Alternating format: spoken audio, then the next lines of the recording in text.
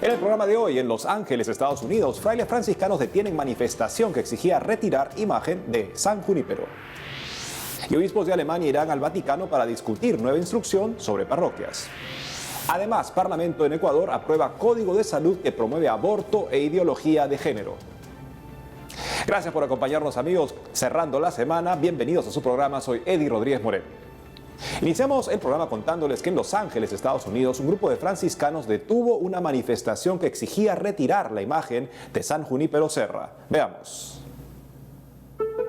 A inicios de esta semana, el obispo auxiliar de Los Ángeles en Estados Unidos, Monseñor Robert Emmett Barron, junto a un grupo de franciscanos, detuvieron a unos manifestantes que exigían retirar la imagen de San Junípero Serra de una misión. Según se dio a conocer por medio de las redes sociales del prelado, Monseñor Barron se encontraba de visita en la misión de Santa Inés, lugar donde vive una comunidad franciscana, para ofrecer una santa misa y realizar el rezo del rosario. No obstante, al finalizar la Eucaristía, se acercó al lugar un grupo de manifestantes para pedir el retiro de la imagen de San Junípero Serra, ubicada al interior de la iglesia del convento.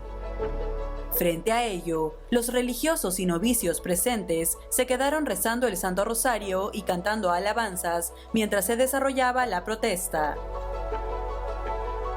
En esa línea, Monseñor Barron expresó que esta fue una forma no violenta y muy pacífica en la que defendieron su postura respecto a la imagen del misionero español del siglo XVIII, conocido como el Padre de California.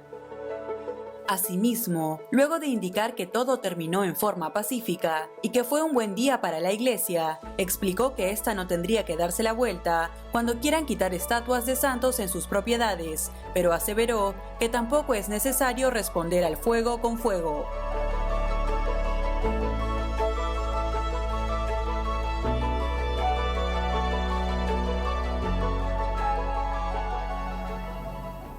Es el alto precio de coludirse, asociarse con la ley de la calle. Hay lamentablemente un sector de la política en los Estados Unidos que prefiere permitir este tipo de manifestaciones hasta que llega al punto de que un grupo de personas exige que se retire una imagen que está al interior de un convento. Inaudito. Pues amigos, lamentablemente no es inaudito, se está convirtiendo en un tipo de normalidad al margen de la ley, porque la ley finalmente para lo que sirve es para proteger a los que no pueden protegerse a sí mismos. Los fuertes, los vándalos serán capaces de irrumpir y quemar y destruir siempre y cuando las autoridades se lo permitan. Así es que nuevamente un llamado a que sea respetada la ley, porque de esa manera se respetan a las personas y de esta manera también a los católicos que están siendo blanco en la destrucción de iglesias y monumentos constantemente, lamentablemente en esta ola de ataques de los últimos meses en los Estados Unidos. Ahora nos vamos hasta Roma, donde está nuestro corresponsal Miguel Pérez Pichel, quien nos tiene información sobre un pedido que hizo el Papa Francisco al cardenal Angelo de Donatis antes que el purpurado partiera al santuario de Lourdes. Adelante, Miguel. Hola amigos, un saludo. Una delegación de la diócesis de Roma, encabezada por el vicario cardenal Angelo de Donatis, emprendió una peregrinación al santuario mariano de Lourdes en Francia para pedir por el fin de la pandemia de coronavirus. Antes de iniciar la peregrinación, el Papa Francisco llamó al cardenal de Donatis y le pidió que recen por algunas situaciones que deben resolverse. Según explicó el propio cardenal Angelo de Donatis, el Papa Francisco le llamó antes de iniciar la peregrinación al santuario de Lourdes, en el que participan 184 personas, y le pidió insistentemente oraciones por algunas situaciones que deben resolverse. Aunque no está claro a qué tipo de situaciones se refería el pontífice, en las últimas semanas el Papa ha revelado algunos temas que le preocupan, empezando por la situación de crisis sanitaria mundial debido a la pandemia de coronavirus. Durante el rezo del Ángelus el domingo 23 de agosto, aseguró que no se olvida de las víctimas de la pandemia y recordó a las muchas personas que han perdido la vida.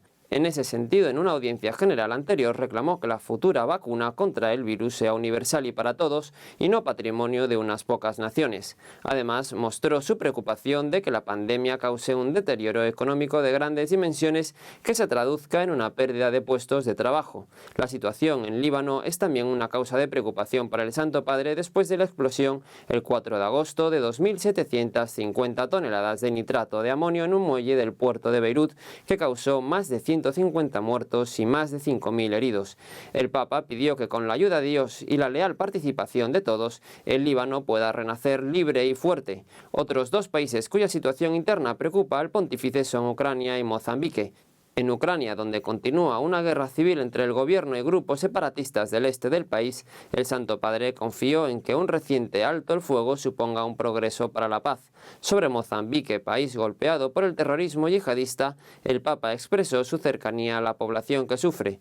Por otro lado, con motivo del 75 aniversario de la explosión de las bombas atómicas sobre las ciudades japonesas de Hiroshima y Nagasaki, el 6 y 9 de agosto de 1945, en el final de la Segunda Guerra Mundial, el pontífice reclamó un mundo totalmente libre de armas nucleares. También reclamó un alto el fuego global para reducir las consecuencias de la crisis humana causada por la pandemia de coronavirus. Otro tema que ha causado dolor al Papa Francisco en las últimas semanas es la decisión del gobierno de Turquía de convertir en mezquita la antigua Basílica Bizantina de Santa Sofía de Constantinopla. Durante el rezo del Ángelus del 12 de julio, el Papa reconoció sentirse muy dolorido por esa decisión. Por el momento, esta es la información que tenemos desde Roma. Informó para EWTN Noticias Miguel Pérez Pichel. Gracias, Miguel, por la información. Por otro lado, los obispos de Alemania indicaron que irán al Vaticano para discutir la nueva instrucción sobre parroquias. Veamos. La Conferencia Episcopal Alemana indicó hace unos días que aceptará la invitación del Vaticano para discutir la nueva instrucción sobre parroquias emitida el pasado 20 de julio del presente año. En esa línea, el episcopado alemán enfatizó que Monseñor Betzing, presidente de la Conferencia Episcopal del país, sugerirá a la Congregación para el Clero que la conversación se realice con la presidencia del proceso sinodal, ya que, según manifestó, obispos, sacerdotes, diáconos y laicos alemanes son receptores por igual de la instrucción establecida por la Santa Sede.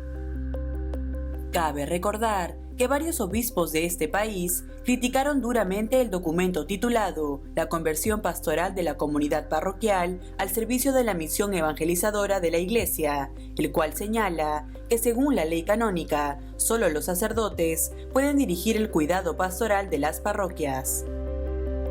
Por otro lado, de acuerdo a la agencia católica Catholic News Agency, algunos críticos vieron la instrucción como una respuesta a los planes de reducir drásticamente el número de parroquias en las diócesis alemanas.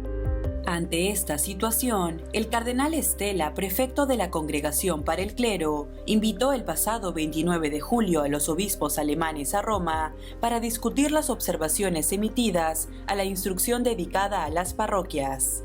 En ese sentido, el purpurado aseguró que estaría feliz de recibir a los obispos para eliminar las dudas y la perplejidad.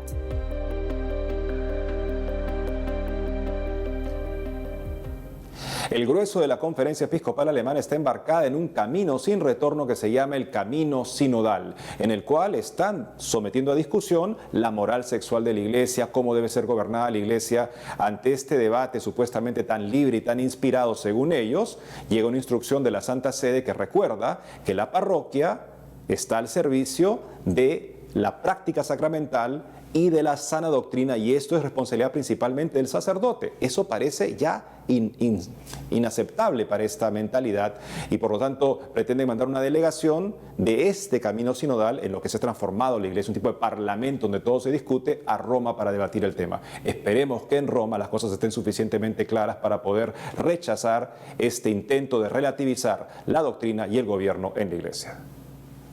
En otras noticias, tras 8 años de debates, el martes 25 de agosto, la Asamblea Nacional de Ecuador aprobó con 79 votos el Código Orgánico de Salud, el cual abriría las puertas al aborto e ideología de género. Para conversar más sobre este tema está conectada con nosotros la representante de Familia Ecuador, Marta Villafuerte. Marta, bienvenida a EWTN Noticias. Muchísimas gracias por la invitación. Marta, por favor, cuéntanos cuáles son los artículos de este Código de Salud que más preocupan a los que defienden la vida y la familia en Ecuador.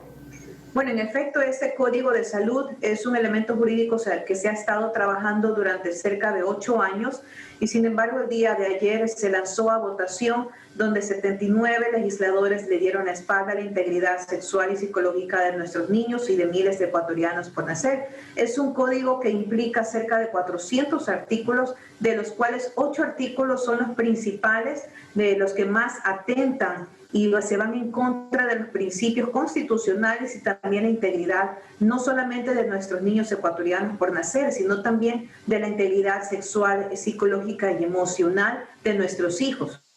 Uno de los artículos es la objeción de conciencia, que la prohíbe para los médicos que sean obligados a practicar un aborto y no sugerir ninguna otra posibilidad de salvar la vida del bebé y de la madre que está en periodo de gestación. Sin embargo, este artículo en específico prohíbe a ese médico sugerir o acompañar de forma integral a esa mamá y a ese bebé que está por nacer. Otro artículo que atenta en contra de la integridad de nuestros hijos es el acompañamiento en asesoría para recibir anticonceptivos sin el consentimiento de los padres de familia. Esto es muy peligroso no solamente porque expone a nuestros hijos adolescentes a una actividad sexual no consciente, sino destruye el lazo familiar, ya que a decir que no implica la atención o el consentimiento de los padres de familia, rompe ese lazo, esa conexión en el seno de un hogar, la institución más sagrada en todo el país. Otro artículo que también ha sido bastante controversial es el artículo donde indica los vientres de alquiler. Tanto que se ha luchado el año pasado por promover una ley para poder implementar la adopción desde el vientre materno, fue rechazada. Sin embargo, en este código se promueve los vientres de alquiler y eso totalmente en contra de los principios que tanto hemos luchado. Es una serie de artículos que en conjunto atacan la vida, la familia, los derechos constitucionales de nosotros como ecuatorianos y los derechos humanos que sabemos que construyen y protegen a la familia como el núcleo de la sociedad. Sabemos que este código ahora pasa al presidente de la República, Lenín Moreno, que tiene la potestad de aprobarlo o vetarlo total o parcialmente. ¿Cuál crees que podría ser la decisión del mandatario? Esperamos que la decisión sea la correcta. Esto implica el veto parcial, quitando todos esos artículos, y queremos no solamente el pronunciamiento del primer mandatario, sino también el pronunciamiento de la vicepresidenta María Alejandra Muñoz, que sabemos es una mujer que también defiende la vida y la familia, y necesitamos el pronunciamiento de ambos. Necesitamos esa acción en legítima defensa de la vida desde la concepción y los derechos de los padres de familia a proteger la educación sexual integral de nuestros hijos. Finalmente, ¿cuáles son las acciones que están realizando como organización Familia Ecuador frente a este panorama? Nos hemos activado todas las organizaciones a nivel nacional, desde diferentes ciudades, desde diferentes áreas de trabajo, campos de acción, no solamente para informar a la ciudadanía, que es nuestro principal compromiso, generar esa conciencia social, de levantar la voz, de generar este rechazo y exhortar al presidente Lenín Moreno y a la vicepresidenta María Alejandra Muñoz este veto parcial a este Código de Salud. Marta Villafuerte, gracias por haber estado con nosotros en EWTN Noticias. Muchísimas gracias. Gracias nuevamente, Marta. Amigos, tenemos que hacer una pausa, pero al volver, en el marco de la fiesta de Santa Rosa de Lima, realizan escultura hiperrealista de la Santa. Además, se cumplen 110 años del nacimiento de Santa Teresa de Calcuta. Ya regresamos con más información en EWTN Noticias.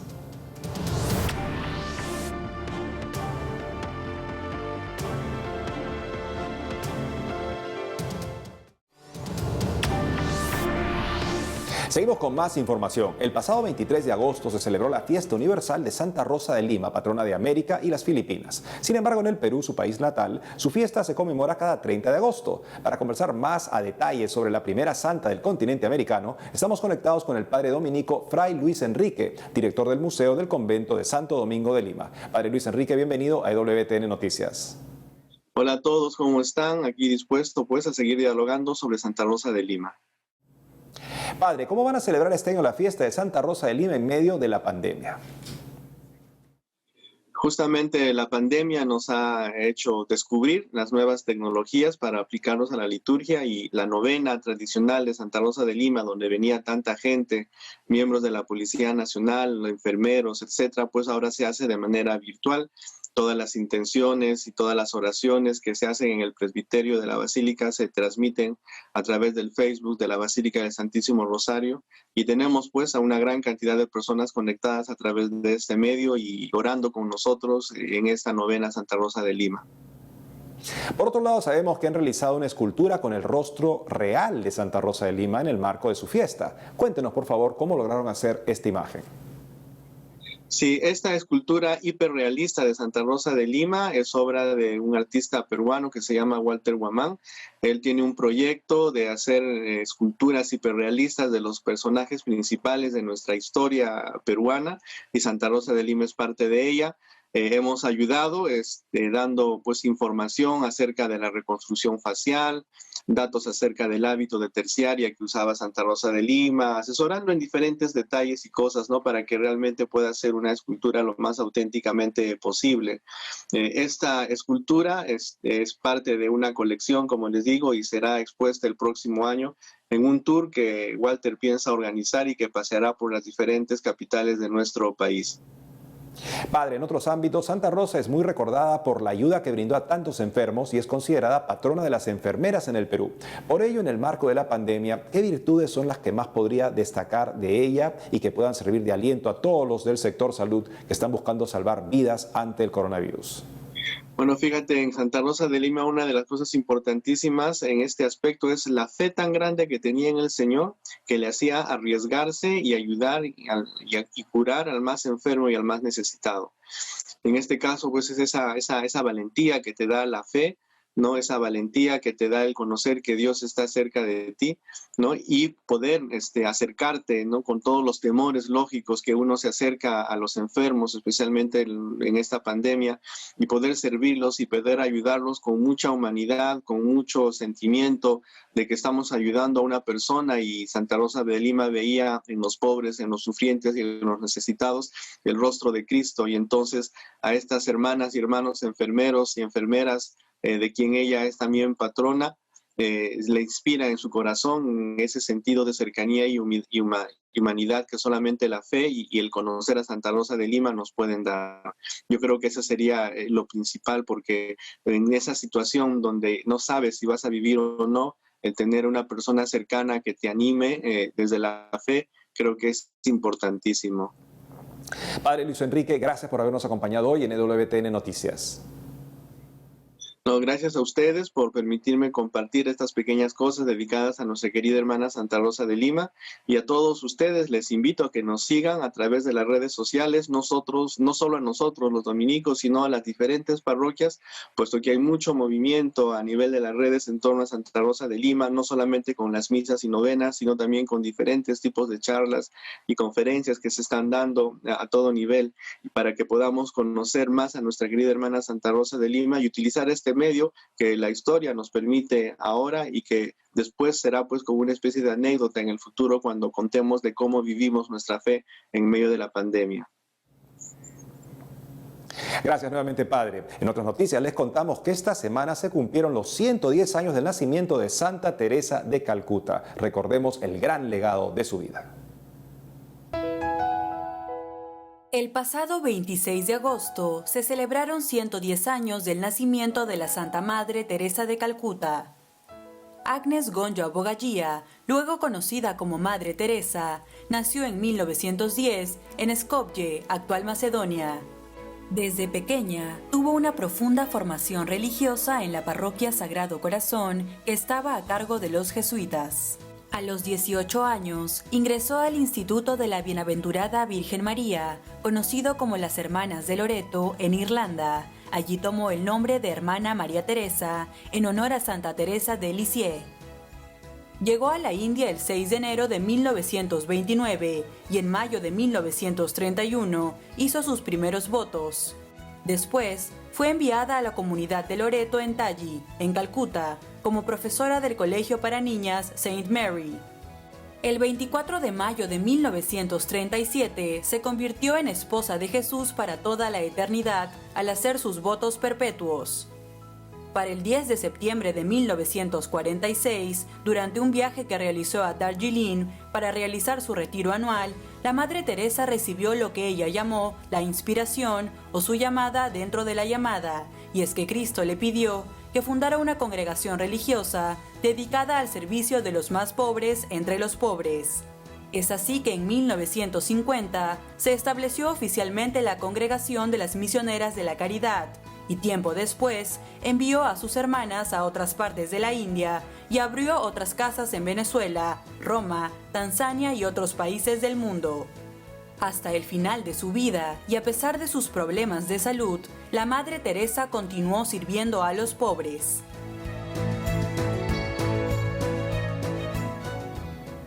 Ahora nos vamos hasta Denver para conectarnos con nuestro director Alejandro Bermúdez, quien nos comentará sobre la historia de un joven líder homosexual que tuvo una conversión y decidió vivir la castidad y seguir a Jesús. Te escuchamos, Alejandro. Amigos de EWTN Noticias, soy Alejandro Bermúdez y es un gusto estar una vez más con ustedes. Quiero contarles brevemente una historia que tiene una moraleja muy importante para nosotros los católicos. Un muchachito que desde los 17 años comenzó un canal de YouTube muy popular, donde él mostraba, digamos, su decisión de ser homosexual, su atracción a personas del mismo sexo de una manera bastante explosiva, ¿no? Y esto lo convirtió en una personalidad famosa que recibió durante 3 años 3 premios muy importantes, a los cuales asistía en Hollywood con su pareja del mismo sexo y que hablaba y recibía mucha alabanza de la prensa secular, de los comentaristas de espectáculos. No, este muchacho ha cumplido 21 años y en este proceso desapareció un tiempo de Twitter, donde tiene 1.2 millones de seguidores, desapareció de YouTube, donde tenía más de 1 millón de seguidores, y de pronto muchos de sus videos, la mayoría de sus videos desaparecieron, y él apareció diciendo que había tenido una conversión a Jesucristo y que de ahora en adelante quería vivir una vida casta como persona con atracción al mismo sexo. Y cualquiera diría que un joven que a los 21 años toma esta decisión y que toma una decisión personal y que explica en su video de YouTube en 40 minutos de un testimonio terrible donde incluye los abusos que sufrió de niño y las dificultades que tuvo a lo largo de su vida, cosas de las que nunca había hablado cuando tenía, digamos, este canal de espectáculos, básicamente. Y resulta que la prensa secular, la prensa de izquierda, la prensa liberal, ha tenido una reacción absolutamente hostil frente a este muchachito, una reacción de absoluta cultura de la cancelación. Incluso 2 periodistas, mujeres, hicieron una investigación, entre comillas, porque fueron a un par de comentaristas homosexuales extremadamente agresivos, acusando a este muchacho de utilizar un lenguaje que iba a ser dramáticamente peligroso para los jóvenes LGBT. ¿Y por qué? ¿Por qué? Este muchacho no hizo ninguna condena a la homosexualidad, no hizo ninguna condena a ninguna persona, no ha comenzado ninguna campaña, absolutamente nada. Lo único que ha dicho es que él ha tomado la decisión personal de vivir una vida casta en el futuro y que confía en Jesucristo, y ha dado una hermosa expresión de testimonio de seguimiento de Jesucristo. Este muchacho está perdiendo todos los auspicios con los que se había convertido en una máquina de hacer dinero. Está recibiendo una cantidad enorme de bullying en su cuenta de Twitter, porque era una cuenta seguida básicamente por personas con atracción al mismo sexo que lo tenían como un héroe, ¿no? Entonces está pagando un precio admirable por su conversión a Cristo. La pregunta es, cuando la prensa secular considera que la opción por el celibato es peligrosa socialmente y que este muchacho se ha vuelto un enemigo de los homosexuales, pensemos bien, ¿es en verdad la homofobia de la que somos acusados los católicos, que simplemente creemos en la ley natural? ¿Es en verdad la homofobia un problema o el problema creciente está siendo la cristianofobia? Que ni un muchacho que ha tomado una decisión personal puede ser considerado como una opción personal que debe ser respetada, sino que es inmediatamente visto como un enemigo. Es una buena pregunta, hermanos, con la moraleja de que tenemos que ser conscientes de cómo tenemos que defender nuestro derecho a que tengamos un espacio en la vida pública los católicos, y tenemos que pelear por ese espacio, y tenemos que pelear por el espacio de un muchachito que, porque ha descubierto a Jesucristo, ha decidido dejar una vida de fortuna para tomar una decisión personal ejemplar. Que esa persona no pueda ser cancelada por la cultura actual es la batalla en la que tenemos que estar involucrados nosotros los católicos. Los dejo como siempre en compañía de la mejor información, EWTN Noticias. Gracias, Alejandro.